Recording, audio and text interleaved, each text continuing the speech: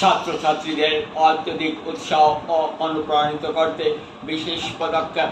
মাধ্যমিক ও উচ্চ মাধ্যমিক চূড়ান্ত পরীক্ষায় অবতীর্ণ হওয়া কৃতি শিক্ষার্থীদের উষ্ণ সংবর্ধনা জ্ঞাপন।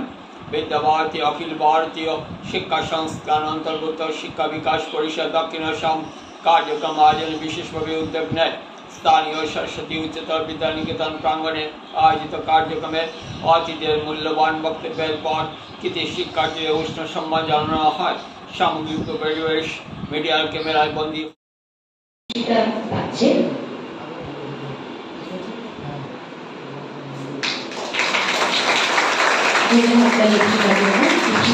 পুরস্কার রাশি নগদ ৩,০০০ টাকা।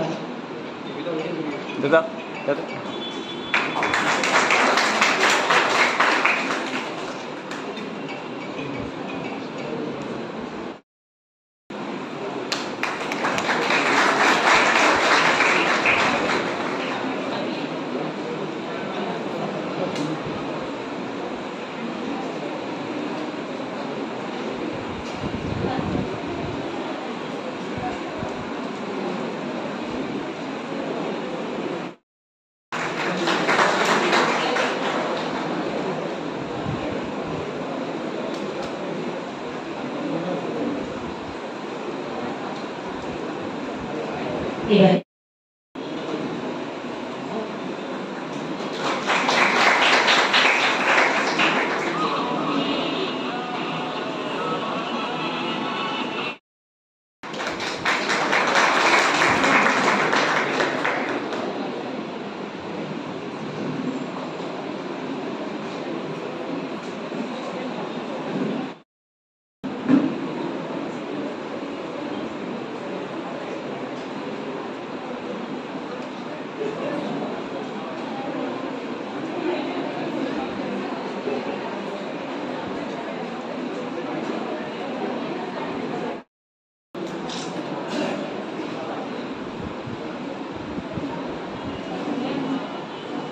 সকল বিদ্যার্থীদের জন্য আরো একবার জোরে হাততালি।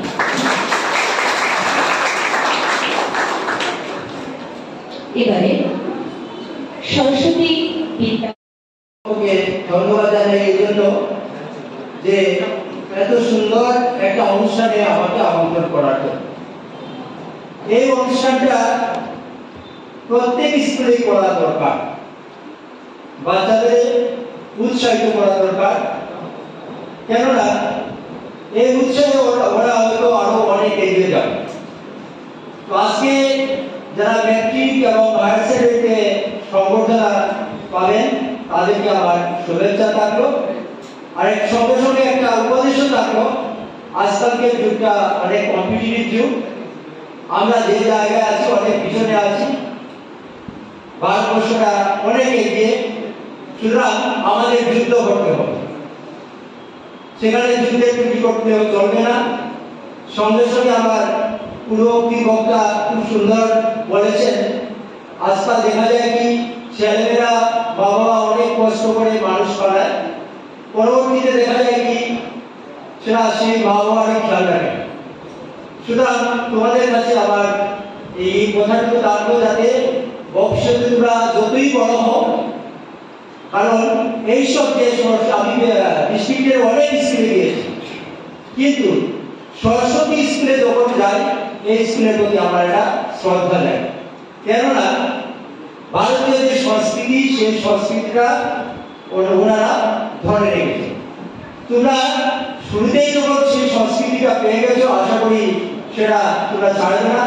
সেই ভারতীয় সংস্কৃতিটা মনে রাখবে, সেইভাবে চলবে এবং তোমরা আরো এগিয়ে যাও, যুদ্ধ করো।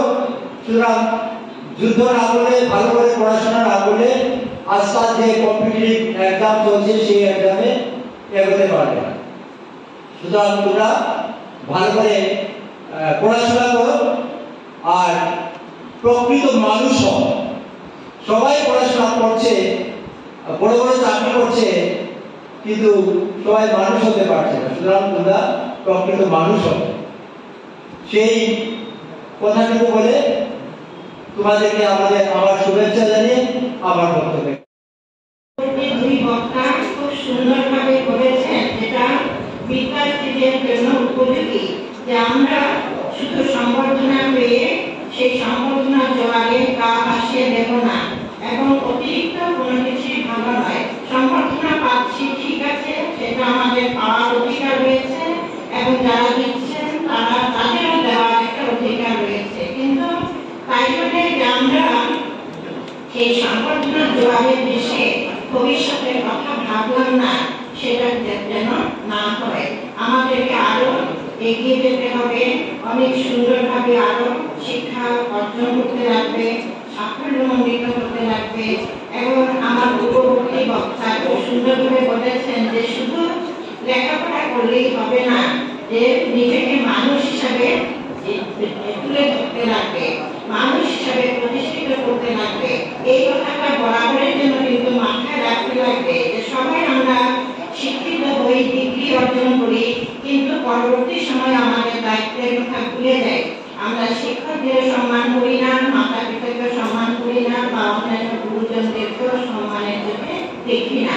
এই জিনিসগুলো যাতে না হয়, কারণ ভারতীয় সংস্কৃতি বা ভারতীয় ঐতিহ্যের এটা একটা মূল কথা যে আমরা সবসময় বড়দেরকে, শিক্ষকদেরকে বা গুণীজনদেরকে আমরা সম্মান জানাবো, এবং তাদের আশীর্বাদে আমরা ধন্য হয়ে জীবন পথে এগিয়ে যাব। বিকাশ পরিষদ এই অনুষ্ঠানটা 75% বা এর উপরে নম্বর পাওয়া বিদ্যার্থীদের জন্য আয়োজন করে। পরবর্তী সময়ে আমরা দেখি যে স্টার পাওয়া, ডিস্টিংশন পাওয়া এই বিদ্যার্থীদের সংখ্যা অনেক বেশি হয়, বা বিদ্যার্থীরা প্রান্তীয় স্তরে যখন কোনো কার্যক্রম হয়, সকালবেলা ঘর থেকে বের হতে লাগে, সমস্ত দিনের পরিশ্রম হয়, পরবর্তী সময়ে এই অনুষ্ঠানটাকে জেলা স্তরে আনা হয়। আর এই জেলা স্তরে আনার পর আজকে এই অনুষ্ঠানটা শিক্ষা বিকাশ পরিষদের কৃতি বিদ্যার্থী সংবর্ধনা প্রথম কার্যক্রম। আমি সূচনাত্মক হিসেবে বিশেষ করে বিদ্যার্থীদের জন্য একটা কথা বলছি, যেমন আমাদের এই যে বিদ্যালয় সরস্বতী বিদ্যানিকেতন বা মধুপুরের মহর্ষি সন্দিগ্ধ বিদ্যাপীঠ বিদ্যালয়টি দ্বারা পরিচালিত বিদ্যালয় সমাজের অন্য বিদ্যালয় থেকে আলাদা, আমরা সবাই জানি। তো বিদ্যার্থীদের কাছে একটা আগ্রহ যে আমরা হয়তো মাধ্যমিক পরীক্ষা পাস করেছি, উচ্চ মাধ্যমিক পাস করেছি, কেউ হয়তো বাইরের কোনো কলেজে বিদ্যালয়ে এডমিশন নেব, আমরা এই সাথে সাথে বিদ্যাভারতীর প্রাক্তন বিদ্যার্থীদের একটা অনলাইন পোর্টাল আছে, ওইটার মধ্যে নিশ্চয়ই আমরা হয়তো নাম রেজিস্ট্রেশন করে নিয়েছি, অথবা যদি কেউ করি নাই আমরা যেন নিজের নাম রেজিস্ট্রেশন করি, যদি আমরা অন্য কলেজে এডমিশন নিয়ে নিই। আমরা চাই প্রাক্তন বিদ্যার্থী হলো আমাদের সংগঠনের সঙ্গে যেন এরা জড়িত থাকে।